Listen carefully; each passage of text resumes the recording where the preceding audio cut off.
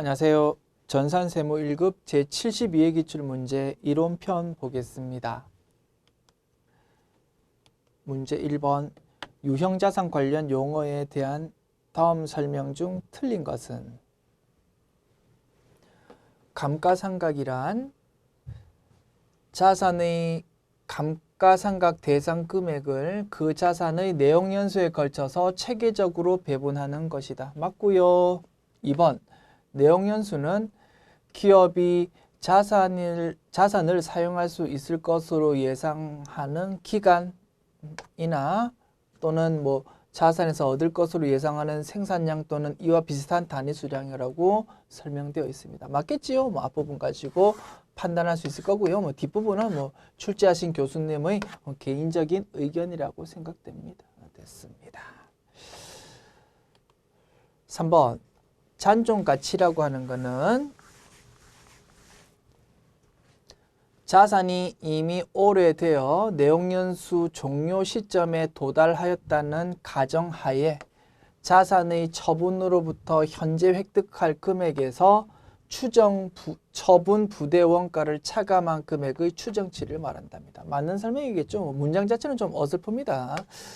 잔존가치 뭡니까? 나중에 내용연수 끝나고 났을 때 그 자산을 이제 처분했을 때, 엿바꾸어 먹었을 때 돈 받을 수 있는 거를 잔존가치라고 부르는데, 금액을 기록할 때는 언제? 3년 후의 금액일 경우 오늘의 가치로 금액 환산해 가지고 기록해야 될 거다 이겁니다. 그것이 잔존가치고요. 그 내용을 이렇게 표현하고 있습니다. 맞고. 그러면 정답 4번이겠다. 그죠? 확인해 볼게요. 회수 가능액이라는 건 뭐였습니까? 손상 차손이 있는지 없는지를 파악할 때 현재 장부 금액이랑 회수 가능액이랑 요거 두 개 비교해 본다라고 했습니다. 회수 가능액은 뭐였다고요? 둘 중에 큰 거라고.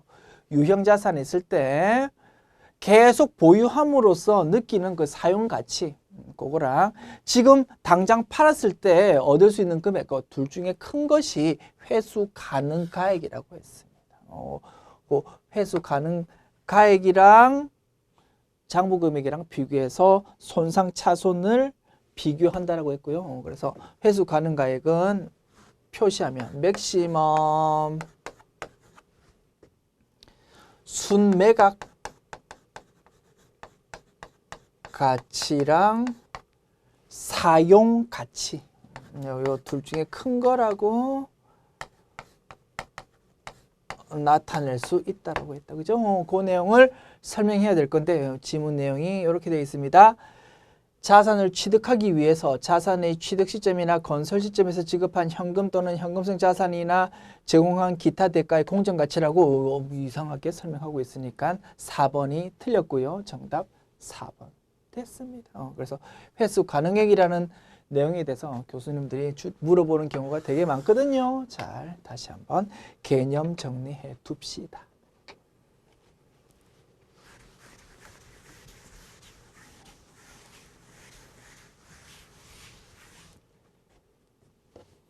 문제 2번. 다음은 주식회사 한결의 상품과 관련된 자료이다. 기말 결산 분계로 올바르게 회계 처리한 것은? 장부상 수량, 실제 수량, 장부상 단가, 단위당 판매 가능 금액, 단위당 판매 비용, 그 다음에 재고자산의 감모는 전부 다 비정상적이다라고 내용이 나와 있습니다. 장부상 금액은, 기말 재고 금액은 얼마라고요? 실제 수량 1,500개 곱하기, 장부상 수량 2,000개 곱하기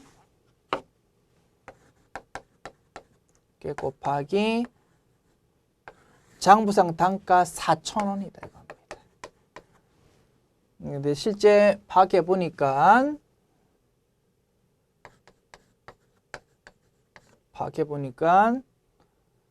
몇 개밖에 없었다고? 1,500개밖에 없었다 이겁니다.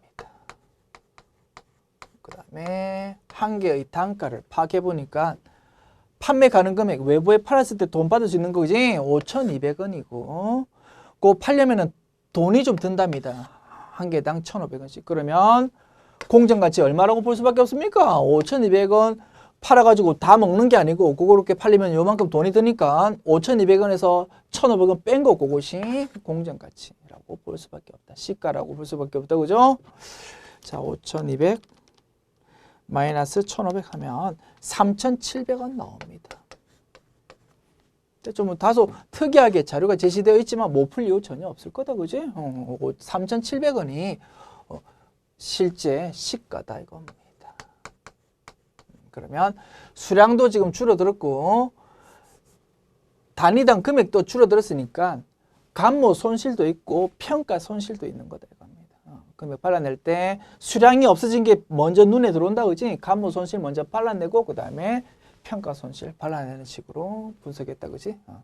그래서 중간에 끼어드는 값은 1,500개 곱하기 4,000원 요 금액이 중간에 끼어들 겁니다. 분석합니다. 자, 2,000 곱하기 4,000 하면은 800만 원 나오고 그 다음에 1,500 곱하기 4,000이다. 그지? 1,500 곱하기 4,000 하면은 600만 원 나오고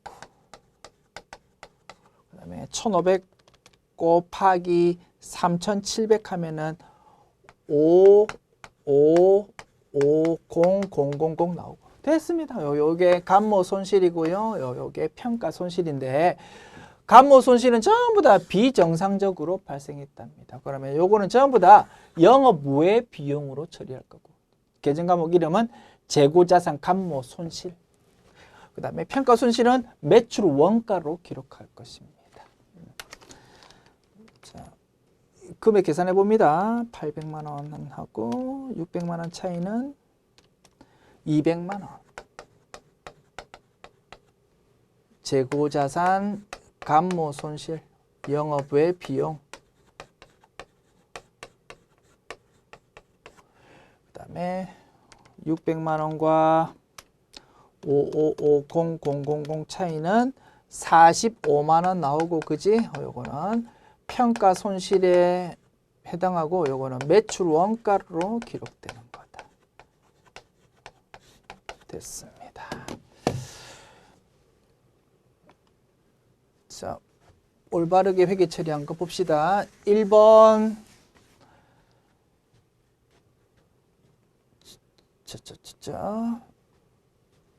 200만 원에 대해서 감소시키고 재고자산 감모 손실이라는 영업의 비용으로 처리했고 45만 원은 매출 원가에 해당하는데 상품이라는 거를 직접 감소시키는 게 아니고 재고자산 평가 충당금이라는 요 계정 과목으로 회계 처리한다고 했습니다. 요게 맞네요. 정답은 1번 되겠다. 됐죠? 정답은 1번이었고요. 우리 재무회계 쪽에서 공부했던 내용이다. 그지? 평가 손실에 대해서 인식할 때 상품이란 금액을 직접 차감하는 게 아니고 충당금이라는 요 계정 과목으로 표시한다는 내용 거고 다시 요 문제 통해서 복습할 수 있겠네요. 됐습니다. 지웁니다.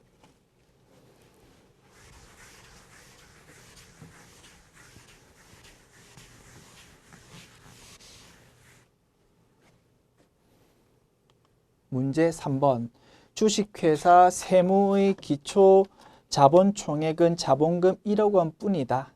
단기에 자기 주식 100주 액면금액 주당 5,000원입니다. 요거를 주당 6,000원에 취득해서 50주는 주당 7,000원에 매각하고 50주는 소각했을 때 기말 자본 총액은 얼마일까요? 라고 물었습니다. 각각 거래돼서 회계 처리 따박따박 해보고 나서 자본 총액이 얼마가 바뀌었는지 분석해보면 되겠네요. 자,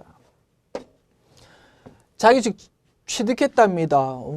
차변에 자기 주식 얼마? 6,000원 곱하기 100주지 뭐.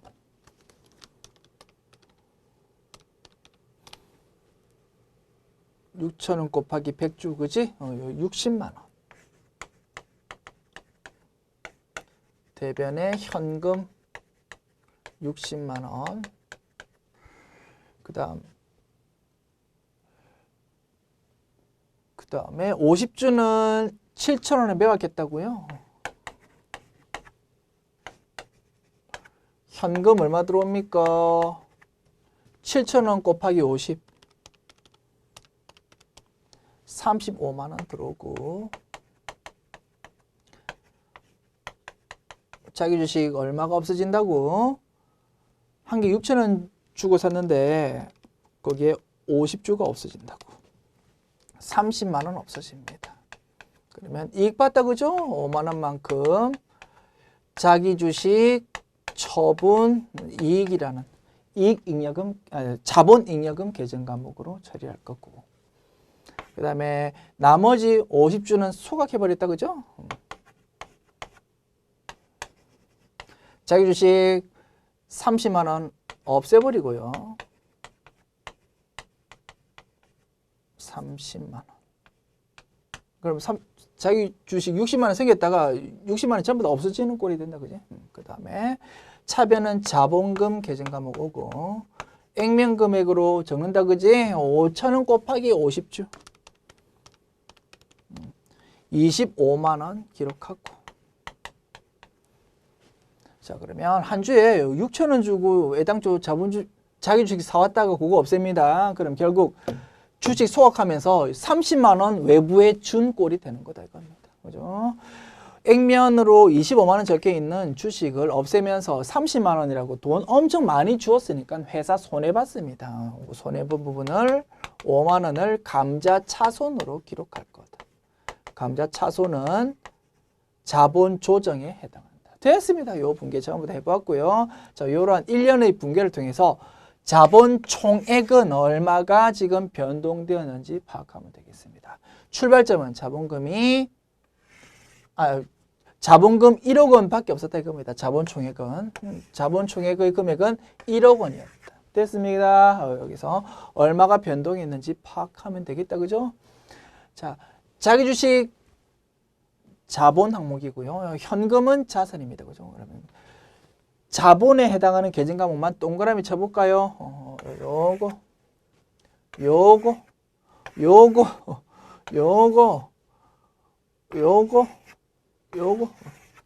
동그라미 친 거는 자본의 변동입니다. 그죠? 자, 자본은 나의 자리가 오른쪽이다. 그죠? 증가하면은 오른쪽, 감소하면 왼쪽에 기록됩니다. 됐습니다. 그러면 왼쪽에 기록된 것 한번 합해 보면 60만 원 플러스 25만 원 플러스 5만 원 이렇게 계산하면은 90만 원 나옵니다. 오른쪽에 기록된 거 합해 보면요.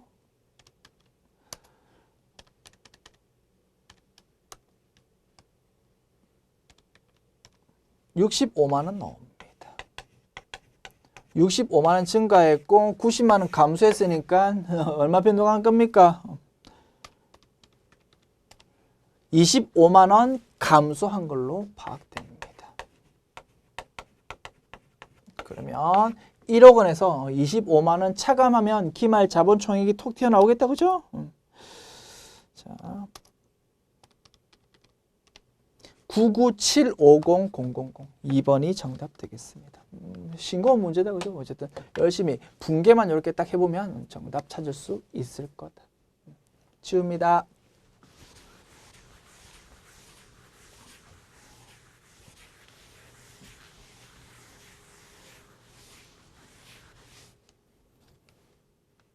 문제 4번. 다음 중 자본금의 변동이 없는 거래를 모두 고른 것은 주의해야 되겠네요. 일반적으로 이런 문제 출제될 때 자본 총액이 변동이 없는 것 뭐 그런 식으로 문제가 자주 출제되는데 이 문제는 자본금 아시겠죠? 그거가 변동 없는 거를 찾는 문제랍니다. 문제가 어렵진 않을 건데 시간 촉박한 과정에서 그지 서둘다가 실수는 언제든지 할 수 있는 문제라고 생각되네요. 조금 교수님이 짓궂다 그죠? 학생들이 수험생들이 시간 쫓기는 그런 심리인 거를 좀 알고 조금 짓궂게 문제를 출제한 걸로 생각됩니다. 됐죠? 요렇게도 출제되구나. 이렇게 한번 체크해 두면 되는 거지. 됐습니다. 자, 문제 풉니다. 자본금이 변동 없는 것 봅시다. 회사는 주식 한 주를 두 주로 분할했다. 뭐 요거는 변동 없겠다, 그죠? 자본 총액도 변동 없고 자본금도 변동 없고. 나 회사는 주주총회를 통해서 이익잉여금을 적립했다. 주총에서 임의 적립금을 적립하자라고 뭐 결의했나 보다, 그죠? 그거를 뭐 이렇게 표현한 것 같습니다. 단어도 그지 이익잉여금 적립보다는 임의 적립금을 적립했다 뭐 이렇게 주었으면 조금 더 좋을 건데 뭐 어쩌겠습니까? 그죠? 뭐 이렇게 출제되었으니 풀어야지 뭐. 임의 적립금 적립했다고 그러면 차변은 미처분 이익잉여금, 대변은 임의 적립금에 해당하는 계정과목. 차변, 대변 모두 자본금 계정과목은 등장 안 하니까 변동 없을 겁니다. 자본 총액도 변동 없고. 다 그래서 변동 없는 거래를 모두 고른 것은 하니까 요거는 동그라미로 표시할까요? 요것도 맞고 요것도 맞습니다. 그 다음 다 회사는 주주총회를 통해서 주주에게 현금 배당을 했답니다. 차변에 미처분 이익잉여금, 대변에 미지급 배당금 기록했다가 결국 현금이 나갈 거다, 그죠? 그냥 대변을 현금으로 분석합시다. 그러면 차변에 미처분 이익잉여금, 대변에 현금이니까 자본 총액은 감소합니다만 자본금 계정 과목은 변동이 없습니다. 그죠? 라 회사는 주주총회 결의를 통해서 주식 배당을 실시했다. 차변에 미처분 이익잉여금, 대변에 자본금 계정 과목입니다. 이 경우는 자본 총계는 변동이 없지만 자본금 계정 과목은 대변에 기록되니까 증가할 겁니다. 그래서 요거는 X라고 표시할 수 있겠네요. 됐죠? 그러면 가, 나, 다라고 되어 있는 4번이 정답이 되겠다. 됐습니다.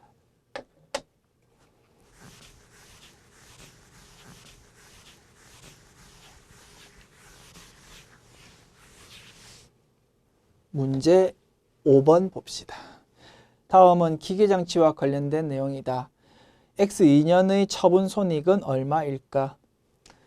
기계장치를 X1년도 1월 1일에 취득했고요. 내용연수 5년, 상각방법은 정액법이랍니다. 국고보조금은 기계장치 취득할 때 즉시 수령했고 취득원가 200만 원이랍니다. X2년도 12월 31일 현재 감가상각 누계액 계정의 잔액이 문제에서 직접 제시되어 있습니다. 80만 원. 그 다음에 X2년도 12월 31일 현재 국고보조금 계정의 잔액도 이렇게 제시되어 있습니다. 60만 원. 요거를 X2년 12월 31일에 110만 원에 처분했다 이겁니다. 됐죠? 취득 원가 A, 감가상각 누계액 계정 잔액 B, 국고보조금 계정 잔액 C라고 볼 때 A-B-C 한 것이 기계장치 장부 금액이 될 겁니다. 그 장부 금액을 처분해가지고 받은 돈 110만 원하고 비교해가지고 처분 손익을 바로 구할 수 있겠다. 됐죠? 부가가치세는 고려하지 말랍니다. 그래서 일반적으로 국고보조금 문제 나올 때 취득할 때 국고보조금 얼마 받았고 그래서 X2년도 말에 처분할 때 국고보조금이 얼마쯤 될 건지 네가 계산해가지고 처분손익 구해라 뭐 이런 식으로 출제가 많이 되는데 이 문제는 특이하게도 처분하는 시점을 요 국고보조금 감가상각 누계액 잔액 자체를 딱 이렇게 제시해 준 문제라고 분석할 수 있겠다. 풀기 엄청 쉬운 거다, 그죠? 오케이. 자, A-B-C 금액 계산해 보면 얼마 나옵니까? 200만 원 마이너스 80만 원 마이너스 60만 원 이렇게 계산하면은 60만 원 계산됩니다. 장부 금액 60만 원짜리를 110만 원에 팔았으니까 처분 이익 50만 원 나오겠다라고 바로 금액 계산할 수 있겠고요. 정답 3번 되겠습니다. 지웁니다.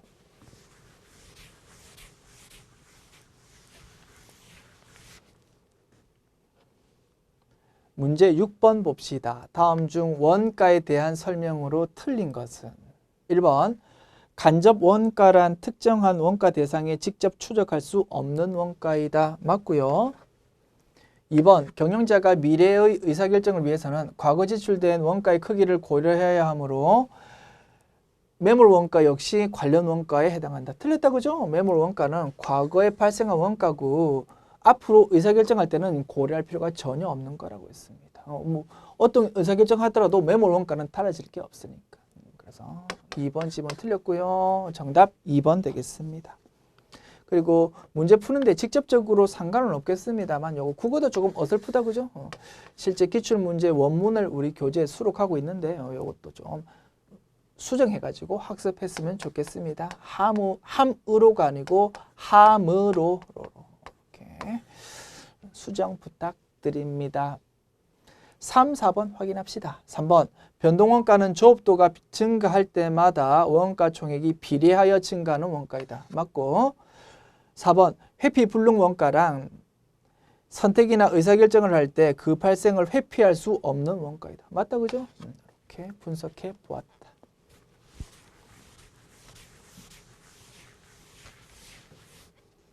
문제 7번 회사는 결합제품 ABC를 생산하고 있다. A의 결합원가 배부액은 얼마일까요? A, B, C에 대한 내용 나와 있고 결합원가 배부액은 12만 원이랍니다. C 제품에 대한 거. 결합원가 배부는 순실현 가치법을 사용한다 합니다. 자, A, B, C에 대해서 순실현 가치 구해볼까요? 총 판매 가치에서 추가 공원가 뺀 거에 순실현 가치다 그죠? 205 000 빼기 47500 하면은요 1 5 7 5 0 나오고 제품 B는요 3 2 5 5 0 빼기 1 6 8 0 계산하면 1 5 7 500 나오고 C는요 22만원 빼기 85000 하면 13500 나오고요. 요 세 개 합하면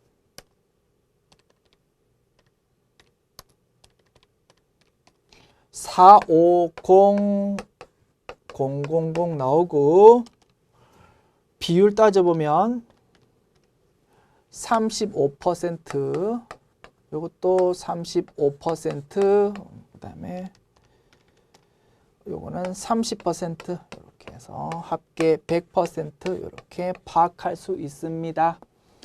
자, 배분해야 되는 결합원가 자체가 아니고 C에 배분되고 난 금액이 12만 원이라고 했습니다. 요게 12만 원만큼 배분된다 이겁니다. 그러면 총 배부할 결합원가는 얼마라고 볼 수 있습니까? 12만 원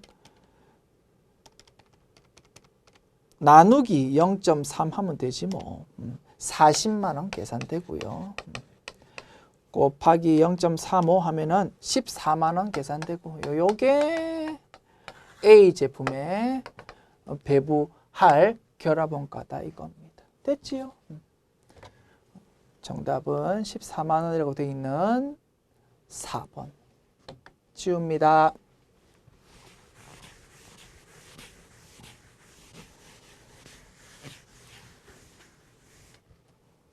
문제 8번 주식회사 한결은 직접 노동시간에 비례해서 제조 간접 원가를 예정 배부하고 있다. 다음의 자료를 이용해서 제조 간접비 배부 차이를 구하십시오. 정상 개별 원가 계산이다. 그지요? 자, 제조 간접비 예산 금액, 실제 발생액, 예산 조업도, 실제 조업도 나와 있습니다. 예정 배부율 구해 봅시다. 예산 금액 60만 원에서 예산 조업도인 30만 노동시간을 나누면 될 거다. 그죠? 60만 원 나누기 30만 하면은 노동시간당 2원 계산됩니다. 여기 예정 배부율이고요. 요거 곱하기 실제 조업도 얼마입니까? 28만 시간이랍니다. 이렇게 계산하면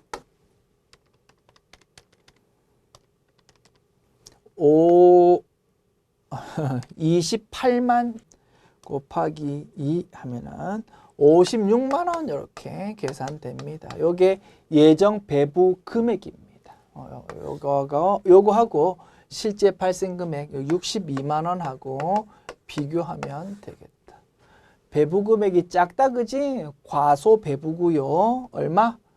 62만 원 빼기 56만 원이요. 6만 원입니다. 6만 원 과소 배부 이렇게 분석할 수 있다. 정답은 3번. 지웁니다.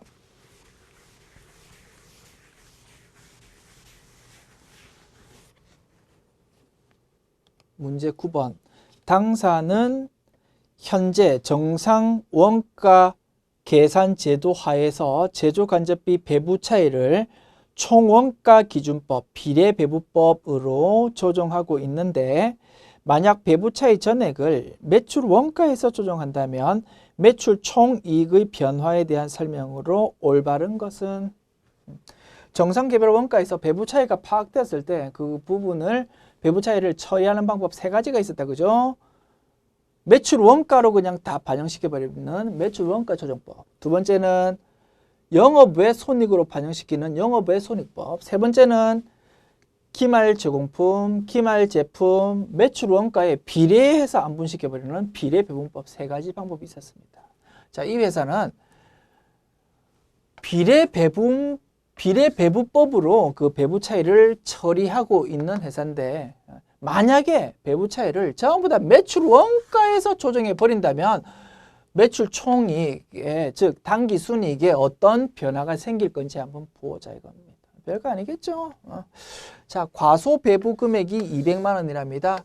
배부한 금액보다 실제 발생한 금액이 200만 원 많다 이겁니다. 그러면 추가로 돈이 200만 원 나가야 되니까 원가가 지금 더 늘어나야 될 겁니다. 당기 순이익이 작아질 수밖에 없다 이겁니다. 그죠?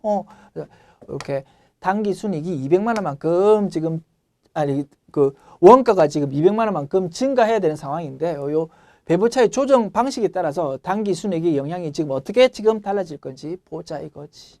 됐습니다. 자, 기말 제공품, 기말 제품, 매출 원가 금액이 제시되어 있습니다. 요거 왜 제시되어 있습니까? 비례 배부법은 요 비율대로 지금 나누는 거니까. 자, 요 금액 200만 원, 200만 원, 600만 원 합해 보면 1000만 원이고, 그지? 1000만 원 중에서 매출 원가에 해당하는 부분은 60%입니다. 60%. 그래서 회사가 원래 채택하고 있는 방식은 배부 차이에 대해서 비례 배부법을 채택하고 있거든요. 그러면 200만 원 중에서 2, 6, 12, 120만 원만 매출 원가라는 비용으로 가고 나머지 80만 원은 요 자산으로 기록된다 이겁니다. 됐죠? 그러면 120만 원이 비용으로 가니까 당기순이익, 즉 매출 총이익은 120만 원이 감소하는 겁니다. 이렇게 분석할 수 있는 거다. 그지? 만약에 요 200만 원을 전부 다 매출 원가에서 조정하는 방식이라면 200만 원만큼 매출 원가 비용이 늘어나니까 당기순이익은 얼마가? 200만 원 자체가 그냥 감소한다 이겁니다. 됐습니다. 그래서 지금 우리 회사는 이 방식을 채택하고 있는데 만약에 이 방식 채택한다면 당기순이익이 얼마? 80만 원만큼 더 작아질 겁니다 라고 분석할 수 있는 거다. 별거 아니죠? 이렇게도 물어보고 있네요. 그래서 정답은 80만 원 감소라고 되어 있는 2번이 정답. 지웁니다.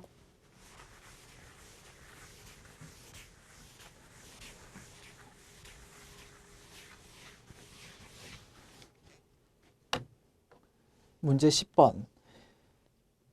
주식회사 한국은 개별 원가 계산 제도를 채택하고 있다. 제품 A의 제조와 관련한 다음의 자료에서 기말 원재료 재고액은 얼마일까요? 단 간접 재료비는 없다고 가정한답니다. 단기 총 제조 원가, 단기 제품 제조 원가, 원재료에 대한 내용 이런 것들이 나와 있습니다. 자, 원가의 흐름 우리가 공부했다고 그죠? 그 내용 가지고 풀면 될 것 같네요. 자, 원재료와 제공품에 대해서 총계정 원장 그려봅시다. 자산이니까 둘 다 나의 자리 왼쪽이고요. 기초 원재료 100만 원. 단기 원재료 매입액 300만 원. 제조 간접 원가 그다음에 기말 원재료를 지금 구하라라고 문제 지금 요구하고 있다고 그죠? 요걸 지금 우리 구할 겁니다. 자, 제조 간접 원가는 직접 노무 원가의 80%가 배부되었는데 이는 단기 총 제조 원가의 25%에 해당한답니다.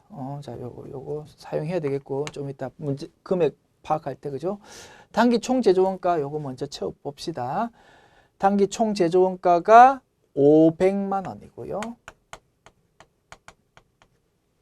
단기 제품 제조 원가는 490만 원이랍니다. 자, 단기 총 제조 원가 500만 원이라는 거는 직접 재료비 플러스 직접 노무비 플러스 제조 간접비 이렇게 합한 거가 될 겁니다. 자, 요거는 기말 원재료를 말하고 원재료 사용 금액은 동그라미라고 표시할까요? 동그라미라고 표시하고 이 회사는 간접 재료비가 없으니까 요 동그라미 표시한 거 원재료 사용 금액 자체가 전부 다 직접 재료비다 이겁니다. 직접 재료비, 그다음에 직접 노무비, 제조 간접비 이렇게 세 가지 항목을 합한 금액이 500만 원이 된답니다. 됐죠? 자, 제조 간접 원가는 직접 노무 원가의 80%가 배부되었고 이는 단기 총 제조 원가의 25%에 해당한답니다. 단기 총 제조 원가가 500만 원이니까 그 금액 곱하기 25%는 얼마라고요? 500만 원 곱하기 25% 125만 원 나옵니다. 자, 그 다음에 125만 원, 요 제조 간접 원가는 직접 노무 원가의 80%랍니다. 그러면 직접 노무 원가는 125만 원 나누기 0.8 하면 되겠다, 그죠? 1, 5, 6, 2, 5, 00. 아이고, 예쁘게 쓸게요.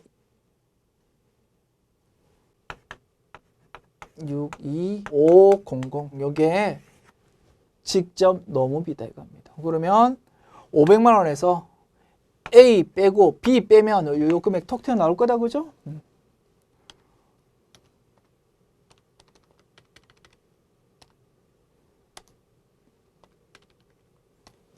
2187500 나옵니다. 2187500.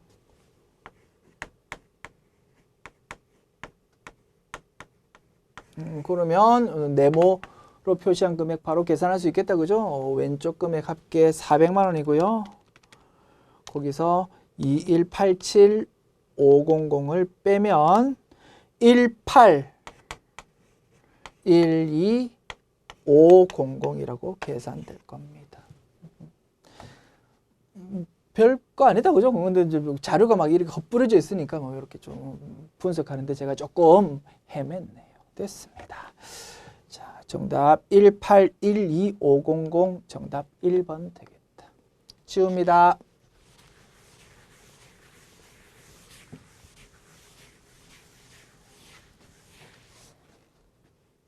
문제 11번. 다음 중 근로소득자가 지출한 특별세액 공제 내역에서 소득세법상 공제율이 가장 높은 내용은 전산세무 1급 이론편에서 계속 이런 문제가 지금 자주는 아니고요. 최근 기출 문제 보면 한 두어 번 정도 이렇게 출제된 것 같습니다. 굉장히 아쉽습니다. 이런 공제율은 프로그램에 해당 지출 금액을 딱 정확하게 입력하면 자동으로 계산되는 부분이잖아. 그지? 뭐 알면 좋겠지만 이거를 구구절절 이렇게 꼭 외워야 할까라는 생각은 듭니다. 그리고 이걸 막 구구절절 외우는 것이 과연 세법 실력이 있냐고 생각하는지 저는 요 출제하신 교수님께 여쭤보고 싶습니다. 아니거든요. 그래서 이런 문제 뭐 알면 좋겠지만 이런 문제 틀렸다고 너무 스트레스 받지 마십시오. 최근 기출 문제에서 비록 한 두어 번 정도 등장했지만 또 출제될 가능성 별로 높아 보이지 않고요. 제발 출제 안 되었으면 좋겠습니다. 이런 스타일의 문제는 됐습니다. 자꾸 이런 거 출제하고 이런 거 공부하면 얼마나 세법이 재미없겠습니까? 뭐 재미가 있어야 그 학문이 발전을 하고 그럴 건데, 그치? 아쉽습니다. 어쨌든 열심히 풀어봐야 되겠다, 그죠? 자, 우리가 열심히 실기편에서 공부했던 특별세액공제, 보장성 보험료, 보의 교기, 뭐 이렇게 우리 첫 글자 딱, 그지? 보장성 보험료, 의료비, 교육비, 기부금 이런 거에 대해서 세액공제다 보니까 공제율이 있더라 이겁니다. 자, 공제율이 있는데 과거에는 요 특별 공제 항목들이 소득 공제에 있었습니다. 즉 과세표준 구하기 전에 다 적용이 되던 내용이다 이겁니다. 그것이 세법 개정을 통해서 지금은 세액 공제로 다 규정이 넘어왔습니다. 그러다 보니까 율을 정할 수밖에 없었고요. 그 율을 정할 때 국세청에서는 이렇게 정했답니다. 소득세법상 세율이 여러 단계가 있다, 그지? 그 여러 단계 중에서 일반적으로 연말정산하는 월급쟁이들이 적용되는 세율이 몇 퍼센트인지 파악해 봤더니 15%가 제일 많더랍니다.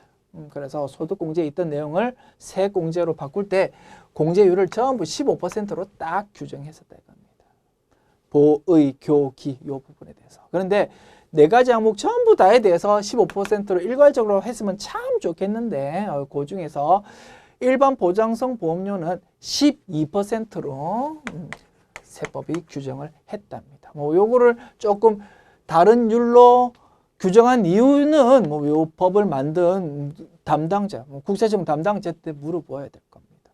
뭐 깊은 뜻은 있을 거다, 그죠? 어쨌든 이렇게 되어 있는 상태다 이거지. 됐습니다. 문제 풉니다.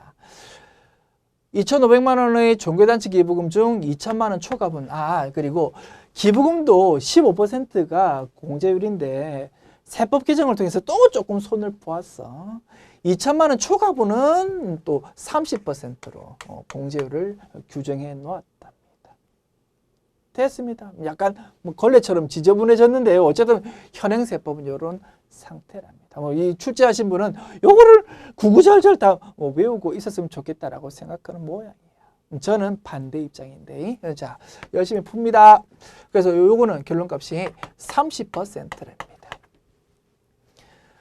근로자 본인의 일반 보장성 보험은요, 몇 퍼센트? 12%랍니다. 근로자의 자녀의 소득이 없는 중학생에 따른 안경구입비, 안경구입비 50만 원 한도로 뭡니까? 의료비 공제 적용되는 거다, 그죠? 15%입니다. 사실은 문제 정확하게 하려면, 그지? 50만 원이 한도고 어쩌고 저런 그런 부분에 대해서도 언급이 있어야 되잖아. 사실 딴지를 건자면. 그죠? 그런데 어쨌든 무시하고 율을 묻고 있는 거니까 15%라고 볼 수 있고. 그 다음에 근로자의 자녀인 소득이 없는 대학생 아들이 대학교 등록금 교육비 공제 말한다, 그죠? 요것도 한도에 대해서는 언급 없네요. 그냥 무시하고 율만 생각합시다. 율이 요것도 15%다 이겁니다. 그래서 일반 보장성 보험, 그 다음에 기부금 중에서 2천만 원 초과분 그걸 제외하고는 15%다라고 보면 된다. 그래서 이렇게 정리할 수 있고요. 공제율이 제일 높은 거 구하라고 했으니까 1번이 되겠다. 됐죠? 후딱 넘어갑시다. 보기도 싫습니다. 자,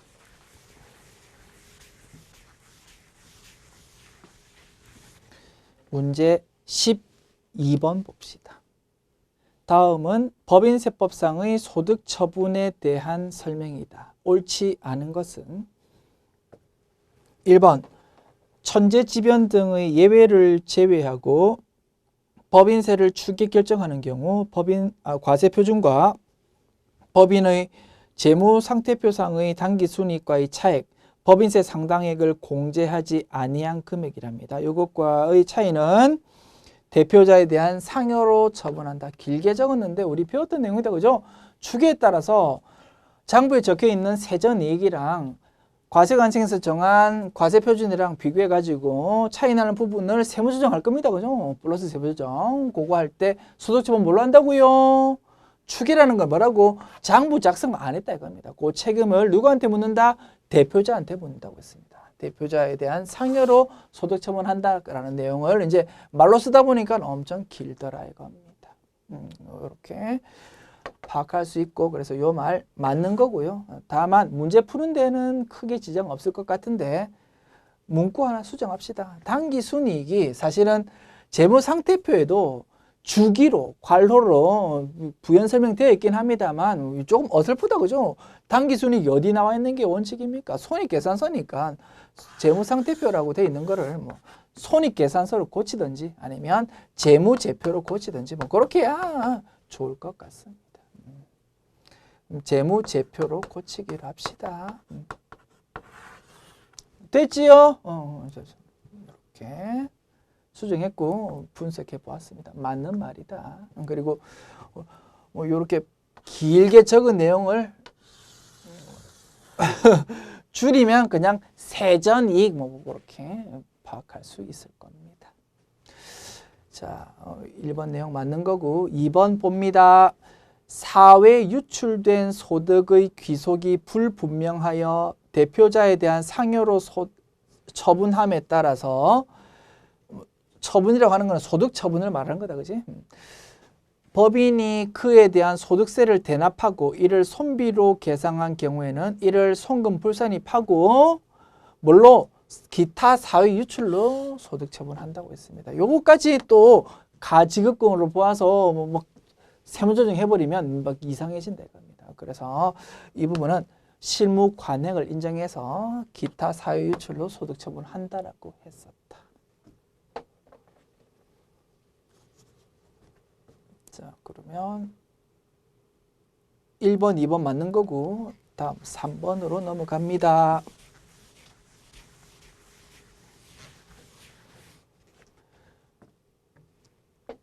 유보, 마이너스 유보 포함이랍니다. 요거의 소득 처분은 조세 부담의 영구적 차이므로 틀렸다 그죠? 일시적 차이다 그죠? 영구적 차이므로 차기 이후에 당초의 세무 조정에 반대되는 세무 조정이 발생하지 않는다. 확실히 틀린 질문이다 그죠? 그래서 정답은 3번 되겠습니다.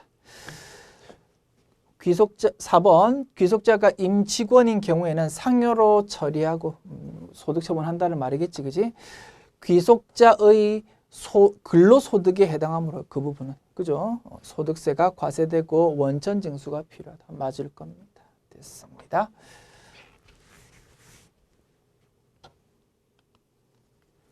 문제 13번. 주식회사 세무는 내국 법인인 주주에게 주식을 발행하고 그 대가로 토지를 현물 출자 받았답니다. 발행 주식의 액면금액은 100만 원, 시가는 120만 원이고 토지의 시가는 120만 원이랍니다. 주식회사 세무가 주식 발행할 때 다음과 같이 회계 처리했을 때 세무조정에 대한 설명으로 틀린 것은 현물 출자 아시죠? 주식 발행하는데 우리 회사 입장에서 주식 발행하는데 일반적으로 현금 보통 예금 같은 거를 받으면서 주식 발행하는 것이 일반적인데 현물 출자는 물건 형태로 뭔가 받았다 이겁니다. 토지를 받으면서 주식 발행하는 것을 현물 출자라고 부른다. 토지를 얼마짜리 받았다고요? 120만 원짜리 받았답니다. 그럼 우리가 발행하는 주식이 또 얼마입니까? 120만 원짜리 주식 주겠지 뭐. 그죠? 그렇게 파악할 수 있고요. 그 120만 원짜리 주식에 대해서 액면금액은 100만 원이랍니다. 그럼 20만 원은 주식 발행 초과금으로 기록해야 될 겁니다. 자, 그런데 회사는 이렇게 이상하게 130만 원으로 회계 처리했다 이겁니다. 됐죠? 세무조정 들어가야 되겠지, 그지? 자, 토지가 120만 원짜리인데 130만 원으로 기록되어 있으니까 요거 세법적으로 인정한다 안 한다? 안 하지, 그지? 야, 너 왜 쓸데없이 자산을 크게 기록했니? 자산을 감소시켜야 되니까 마이너스 세무조정 10만 원. 소득 처분은 자산이 지금 왜곡되어 있으니까 마이너스 유보로 세무조정할 겁니다.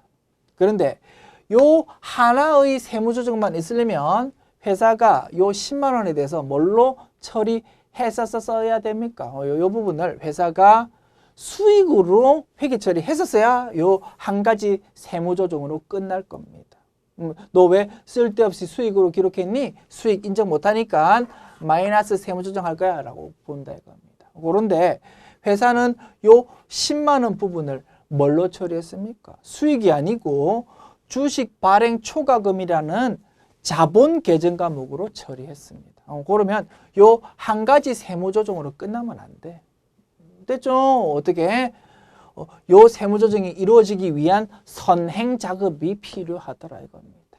10만 원 부분을 비록 주식 발행 초과금이라는 자본에 해당하는 계정 과목으로 회계 처리했지만 마치 이 부분을 우리 법인세법은 순자산 증가설로 접근한다고 했습니다. 순자산, 즉 자본이 증가하는 것도 우리 과세 대상 측면에서는 과세 대상이다라고 본다 이겁니다. 법인세법에서는 과세 대상 소득 파악할 때는. 그래서 이 부분을 10만 원 부분을 마치 회사가 수익으로 기록한 걸로 일단 보는 선행 작업인 세무조정이 필요하더라 이거지. 그래서 10만 원을 마치 수익으로 기록한 걸로 보는 플러스 세무조정 10만 원 세무조정 필요하고 소득처분 뭐라고요?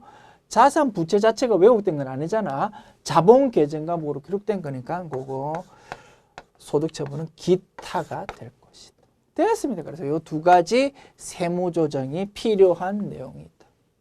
아시겠지요? 그래서 우리가 구구절절 이러한 거래에 대해서 법인세 세무조정에서 공부한 적은 없지만 이와 유사한 패턴의 세무조정을 여러 번 접해보았다 그죠? 그렇기 때문에 그 논리 가지고 이 문제를 풀 수 있을 것으로 생각되고요. 지금 문제 풀 때 틀렸다 괜찮습니다. 이런 논리를 조금 더 이 문제 통해서 다시 한번 복습해 보시면 되는 겁니다. 됐습니다. 그래서 참신한 문제라고 생각되고 이런 식으로 얼마든지 문제를 이렇게 만들 수 있고 저렇게 만들 수도 있을 거고 우리는 어떻게 이러한 상황에 대해서 세무조정을 어떻게 접근해야 되는지 그 논리만 딱딱 우리가 잘 알고 있으면 될 것입니다. 됐습니다. 자, 이렇게 두 가지 세무조정 정리할 수 있고 답 찾습니다. 지금 틀린 설명 찾으라는 문제거든요. 자, 1번 송금 산입 토지 10만 원 마이너스 유보의 세무조정이 발생한다. 맞다 그지? 그 다음 2번 입금 산입 주식 발행 초과금 10만 원 기타의 세무조정 발생한다. 맞다 그지? 3번 세무조정 반영하더라도 당기의 각 사업연도 소득금액은 변동이 없다. 그지? 플러스 세무조정, 마이너스 세무조정 금액이 똑같으니까 당기 각 사업연도 소득금액 자체에는 영향이 지금 없는 거다. 그러나 요 마이너스 유보는 차후에 플러스 유보가 생길 거다. 그지? 그때는 이제 10만 원만큼 결국 세금은 늘 거다. 이거지. 늘기는 늘겠지만 이번에 넣는 게 아니고 나중에 늘 거다. 이겁니다. 그래서 이것도 맞고 그러면 정답은 4번 되겠네요. 세무상 토지 취득가액은 130만 원 아니고 130만 원에서 10만 원 차감한 120만 원이 될 거다. 됐습니다.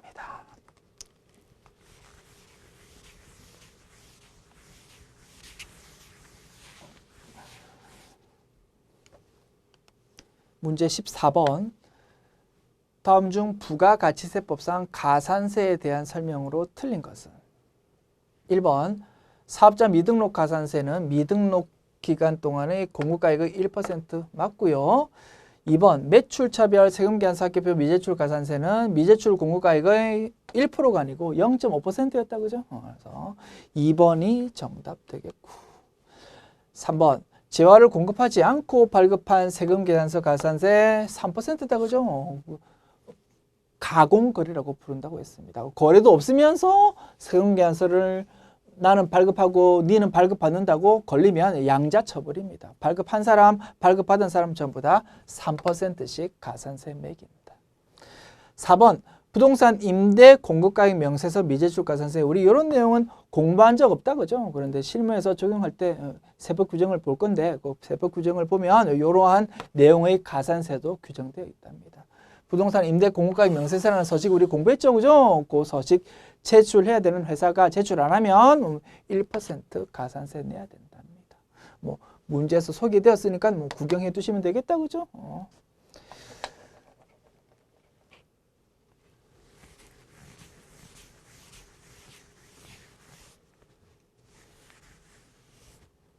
문제 15번.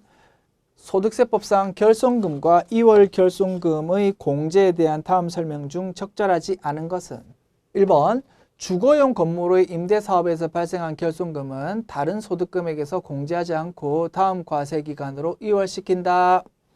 부동산 임대 소득에서 생긴 결손금은 다른 소득금액에서 공제 안 한다고 했습니다. 그런데 부동산 임대 소득 중에서 주택의 임대 소득은 뭐 일반적인 사업 소득처럼 본다고 했습니다.